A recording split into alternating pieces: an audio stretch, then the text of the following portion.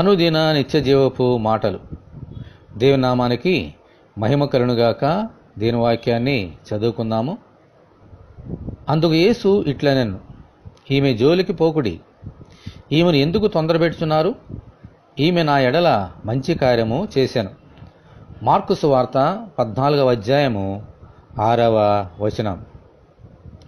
లాజరు సహోదరి అయిన మరియ మిక్కిలి విలువగల అచ్చ జటామాంసి అత్తరుబుడ్డి తీసుకుని వచ్చి ఆ అత్తరుబుడ్డి పగలగొట్టి ఆ అత్తరును యేసు తల మీద పోసింది.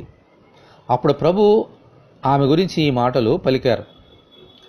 తను పస్కా బలిగా చనిపోవడానికి ముందు తన భూస్థాపన నిమిత్తము ఈ మంచి కార్యము చేసినట్లుగా ప్రభు ఆమెను మెచ్చుకున్నారు. ఆమేన్.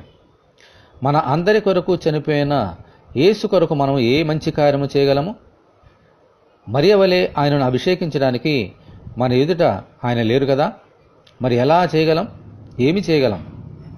ఒక యవనస్తుడు ప్రభు దగ్గరికి వచ్చి నిత్య జీవంలోనికి వెళ్ళడానికి ఏ మంచి కార్యము చేయవలని అడిగాడు. అప్పుడు ప్రభు మరియ వలె మంచి కార్యము చేయవలని చెప్పలేదు. ఏం చెప్పారో చూడండి. నీవు జీవములో ప్రవేశింప గోరిన యెడల దేవుని ఆజ్ఞలను గైకొనమని చెప్పాను. దేవునికి స్తోత్రము కలుగునుగాక. ఆమేన్. అంటే దేవుని ఆజ్ఞలను గైకొని వాటిని అనుసరించడే ఆయన దృష్టికి మంచి కార్యం. ఆమేన్. హల్లెలూయా. దేవుని కొరకు మనుషుల కొరకు మన సమస్తమును ఇచ్చివేసిన ఆయన ఆజ్ఞలన్నిటినీ గైకొనకపోతే ఏదియూ మంచి కార్యముగా పరిగణింపబడదు. మనము దేవుని ప్రార్థన చేసుకుందాము.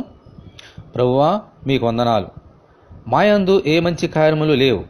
కేవలము మీ ఆజ్ఞలను గైకొనట్ల ద్వారా మాత్రమే మేము మంచి కార్యములు చేయగలం. అటువంటి మహాకృప దయచేయమని, ఈ వాక్యం వింటున్న నీ బిడ్డలందరినీ అలాగున దీవించమని ప్రభు అయిన యేసుక్రీస్తు ద్వారా ప్రార్థన చేయుచున్నాము తండ్రి. ఆమేన్. ప్రభు అయిన యేసుక్రీస్తు కృప మనకందరికీ తోడే ఉండి నడిపించునుగాక. ఆమేన్. పరిశుద్ధ దేవుని మందిరం.